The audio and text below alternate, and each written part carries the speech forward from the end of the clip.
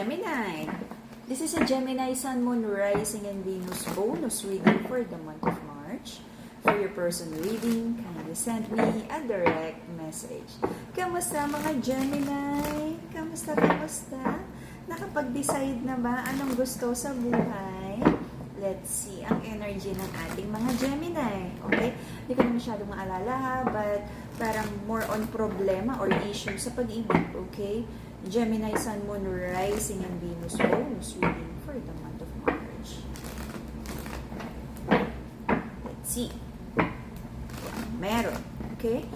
Before I start, remind ko lang uli kayo, hindi po ako magme-message sa inyo isa-isa, so ingat sa mga scammer, okay?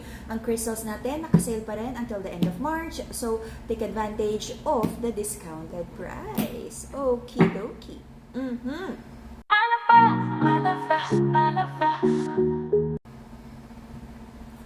Gemini, meron ditong lies, deceit, na nabunyag, or obvious na obvious.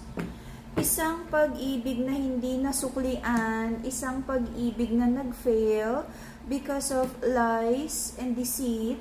I feel nagkaroon ng sabi natin, foolish or immature decision, kaya nagkaroon ng ganitong energy sa relationship. Nag-lead sa ending tower moment, and it feels like someone took a leap of faith, nagkaroon ng new beginning, and after nung ending ng relationship na to, business or love, nagkaroon ng plano, decision na i-rearrange ang buhay because may nag-end yung relationship.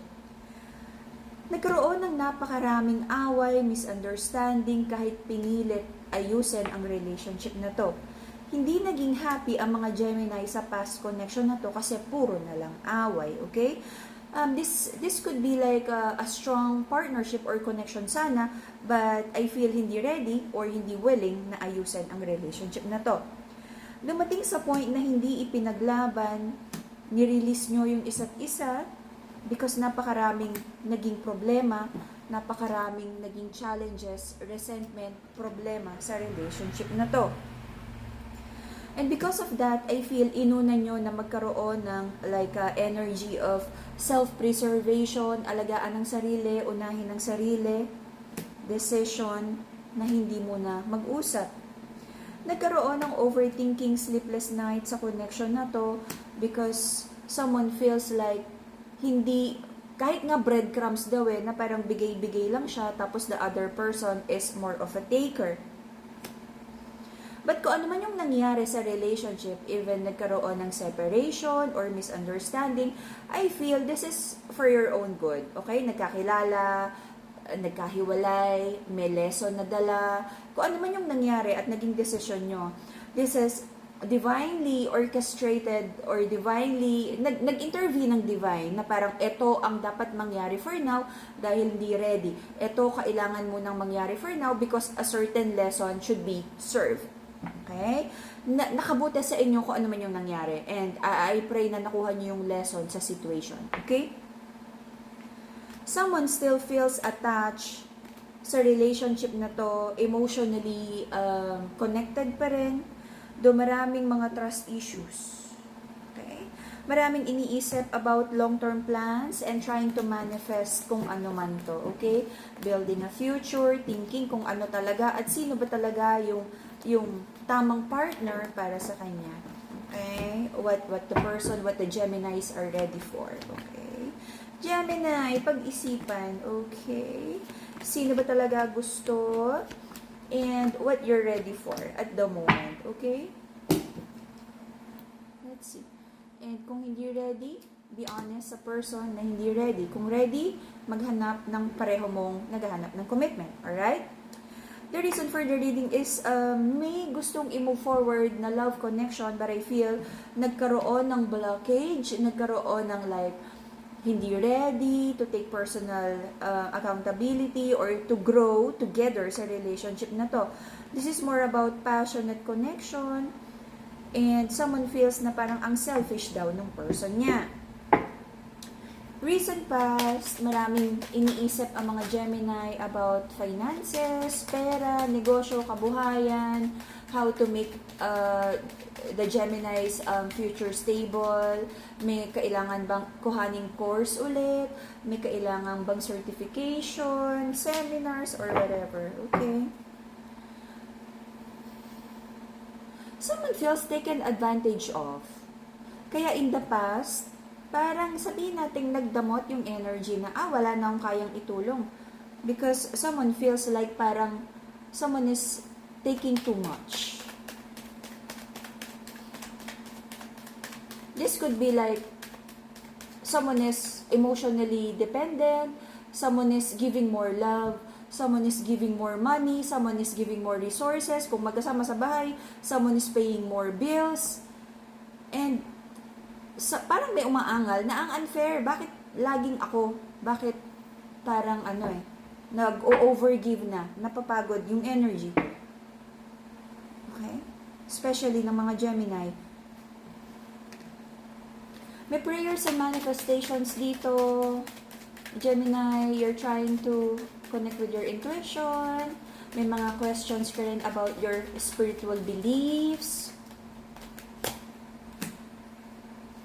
Sabi mo, ano ba yung mga dapat na paniwalaan?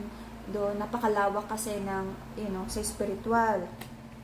Right now, sabi ng feminine sa connection na to, gusto niya ng victory sa situation na to, focus din siya sa studies, focus din siya sa goals niya, kaperahan. But may mga doubts about this love connection. Sabi ng person ng mga Gemini, sobra silang naiinip. Ano ba daw talaga yung relationship na to? Saan papunta? Anong nangyari? Parang naghahanap din ng direction.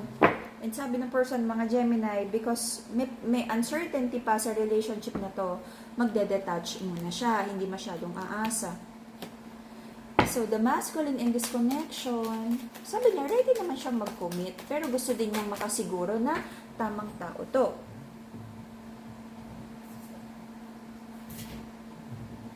Bago daw siya magbigay ng offer.